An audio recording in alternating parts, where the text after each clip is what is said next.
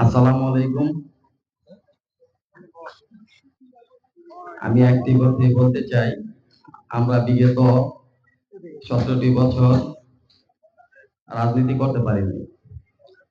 নির্বাচনের সময় হলেও আমাদেরকে বাসায় থাকতে দেওয়া হয় নাই, আমরা করতে পারি নাই।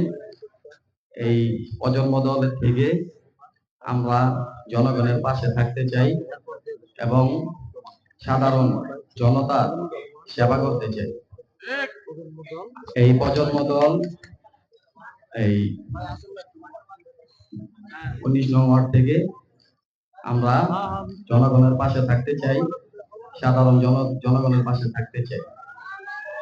সেলিম ভাইয়ের নেতৃত্বে আমরা সবাই ভালো কাজ করতে চাই। আপনারা সবাই দোয়া করবেন। এই বলে আমার বক্তব্য আমি শেষ করছি। বাংলাদেশ জিন্দাবাদ, বাংলাদেশ জাতীয়তাবাদী জিন্দাবাদ।